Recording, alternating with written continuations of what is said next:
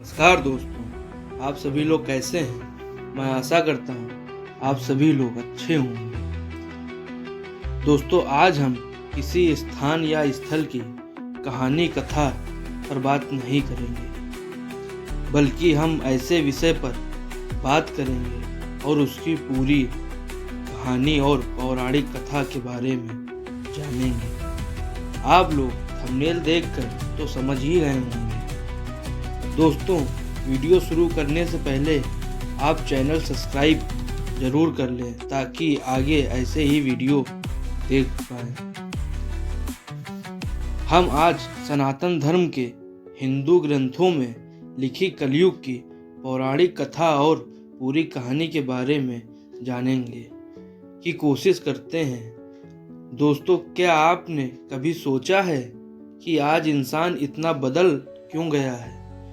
क्यों सगे भाई एक दूसरे के खून के प्यासे हैं? क्यों आज ईमानदारी की कोई कद्र नहीं है और झूठ का बोलबाला है? दोस्तों, क्या आप सभी लोग भी सोचते हैं कि हम जिस दौर में जी रहे हैं वो अचानक इतना हिंसक, मतलबी क्यों होता जा रहा है? क्यों धरती का तापमान बढ़ रहा है और नदियां भी सूखती जा रही हैं और पानी भी धीरे धीरे कम होता जा रहा है?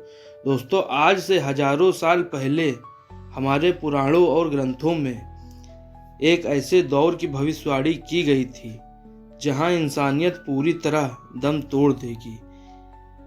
एक ऐसा दौर जहां सिर्फ पाप का राज होगा, और आज हम उसी दौर में जी रहे हैं जिसे सनातन धर्म में कलयुग कहा गया।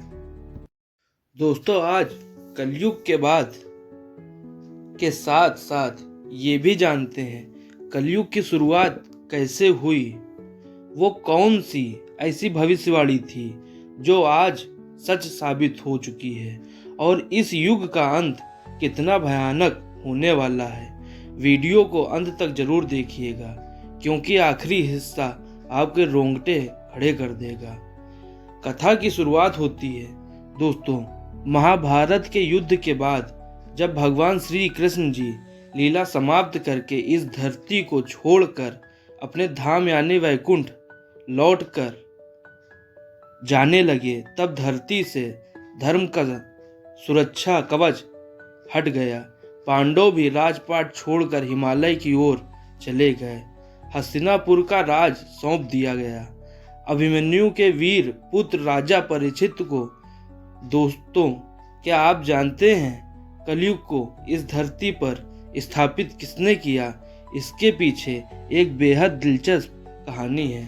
राजा परीक्षित जी, जो अभिमन्यु के पुत्र और अर्जुन के पोते थे, एक बार राजा परीक्षित जंगल में शिकार खेल रहे थे। वहां उन्होंने देखा कि एक बैल जिसके 3 पैर टूटे हुए हैं और वो बैल सिर्फ एक पैर पे ही खड़ा था, और देखा उसे एक काले रंग का क्रूर राजा बेरहमी से उस बैल को लाठियों से पीट रहा था। और दोस्तों, वो बैल कौन था? क्या आप जानते हैं? आइए हम बताते हैं आपको। वो बैल कोई साधारण बैल नहीं था, बल्कि वो स्वयं धर्म के देवता थे। सतयुग में धर्म के 4 पैर थे, सत्य, तप, पवित्रता और दान। लेकिन जैसे जैसे युग बदले, धर्म के पैर टूटते गए और द्वापर के अंत में उसके पास सिर्फ एक पैर यानी दोस्तों दान बचा था। दोस्तों, पास में जो गाय खड़ी थी वह स्वयं धरती माता थी।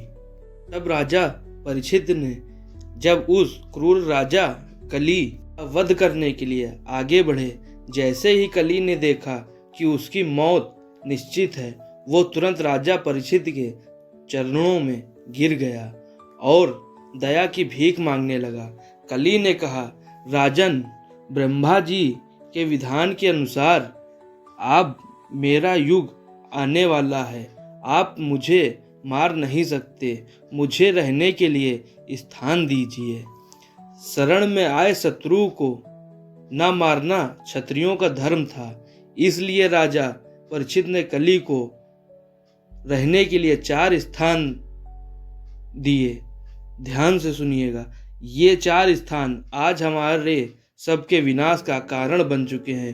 धूत यानी जुआ और सट्टा, मद यानी शराब और नशा, स्त्री यानी पर स्त्री गमन या वासना, सूना यानी जीव हत्या और हिंसा।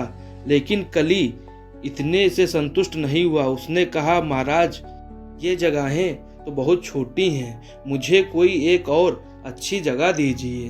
तब राजा परीक्षित ने बिना सोचे समझे कह दिया, तुम्हारा 5वां स्थान सोना यानी धन दौलत होगा।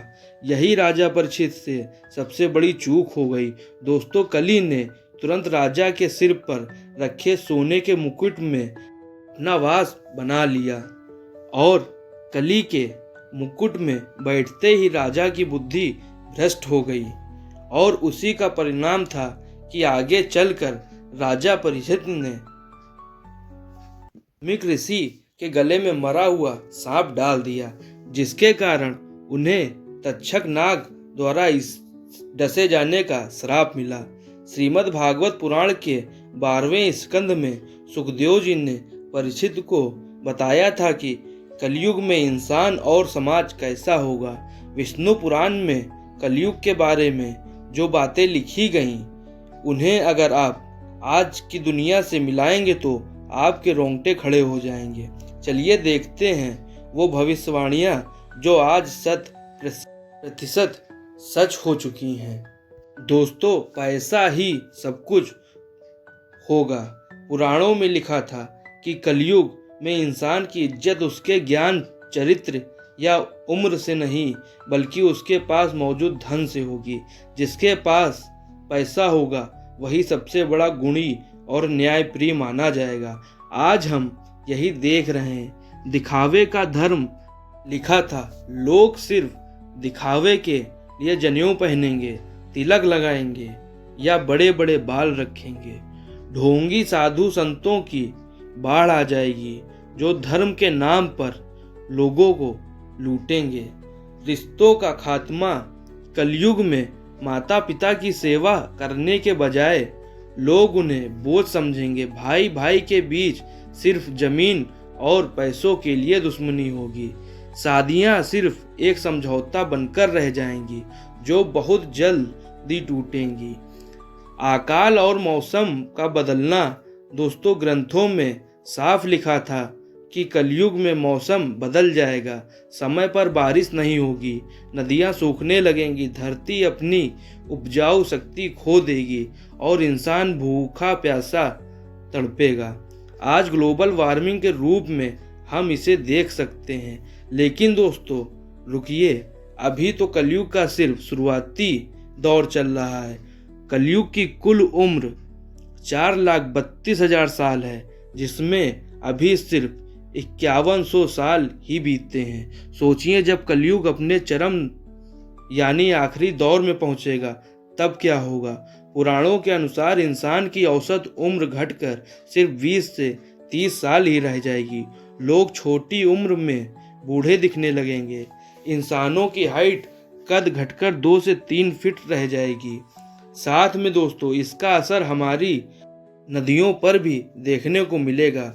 गंगा, यमुना और सरस्वती जैसी पवित्र नदियां पूरी तरह से सूख जाएंगी और वापस वैकुंठ लौट जाएंगी।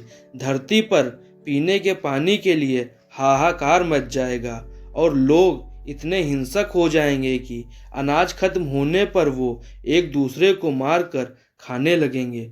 दोस्तों, पेड़ पौधे फल देना बिल्कुल बंद कर देंगे।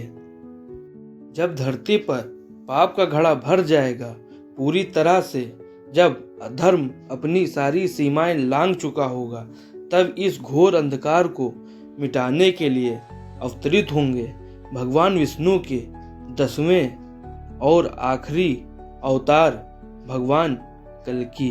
भगवान कल्कि इस धरती से हर एक पापी, दुराचारी और मलेच्छ का सर्वनाश कर देंगे। उनके आते ही कलयुग के इस घोर अंधियारे का अंत हो जाएगा और धरती फिर से पवित्र हो जाएगी। कलयुग के अंत के बाद फिर से शुरुआत होगी एक युग की, जिसको दोस्तों हम सतयुग कहते हैं, जहाँ सिर्फ सत्य, धर्म और सिर्फ प्रेम होगा। लेकिन दोस्तों, कलयुग भले ही बाहर चल रहा हो, सबसे बड़ा कलयुग हमारे भीतर के लालच, गुस्से और नफरत में है। अगर हम आज भी अच्छे कर्म करें, दूसरों की मदद करें और धर्म की राह पर चलें, तो हम अपने हिस्से के कलयुग को हरा सकते हैं। आपको क्या लगता है, क्या पुराणों में लिखी बातें आज सच हो रही हैं? आप अपनी राय कमेंट बॉक्स में ज़रूर दें। अगर वीडियो अच्छी लगी हो तो लाइक करें दोस्तों, और ऐसे ही रहस्यमयी जानकारियों के लिए हमारे चैनल को सब्सक्राइब करना न भूलें। तब तक के लिए नमस्कार।